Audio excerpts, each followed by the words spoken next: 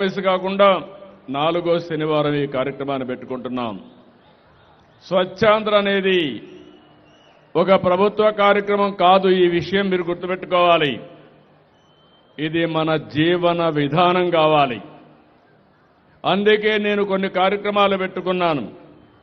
ప్రతి నెల మొదటి తారీఖు వస్తే పేదల సేవలో నేనే కాదు, ప్రజాప్రతినిధులు, అధికార యంత్రాంగం, ఎన్డీఏ కూటమి నాయకులందరూ కూడా ప్రజాసేవలో మమేకం కావాలి.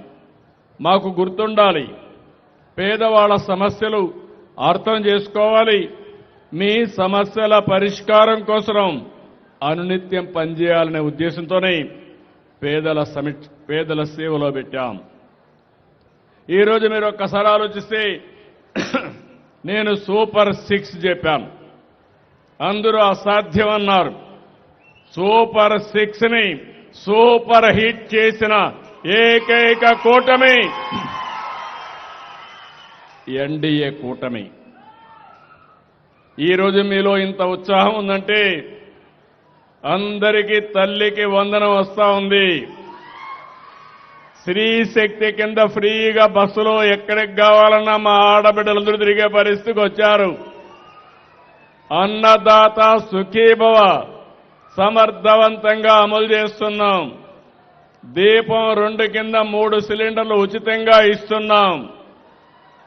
పేదలందరికీ పింఛన్లు 4,000, 6,000, 10,000, 15,000, సంవత్సరానికి 33,000 కోట్ల రూపాయలు పేదలకిచ్చే ఏకైక ప్రభుత్వం ఒకే ఒక కార్యక్రమం పెన్షన్ల కార్యక్రమం. అదే సమయంలో 1-2 కాదు, అనేక కార్యక్రమాలతో ముందుకు పోతున్నాం. అయితే ఇక్కడ మీరు గుర్తుపెట్టుకోవాల్సింది స్వచ్ఛాంధ్ర, స్వర్ణాంధ్ర. మనం పీల్చే గాలి స్వచ్ఛంగా ఉండాలి. మన పరిసరాలు పరిశుభ్రంగా ఉండాలి. మనం తాగే నీళ్లు సురక్షితంగా ఉండాలి. తినే తిండి కాలుష్యం లేకుండా మనం తినే తిండి కూడా బాగా ఉంటే ఆరోగ్యం బాగుంటుంది. మంచి తిండి రావాలంటే, మంచి నీళ్లు దొరకాలంటే మనం వేసే పంటల భూమి కూడా స్వచ్ఛందంగా ఉండాలి.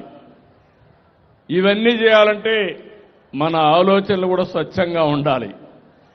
చెడు ఆలోచనలు పెట్టుకొని నేరస్తులు రాజకీయాలు చేస్తే ఏమవుతుందో మనం గతంలో చూశాం.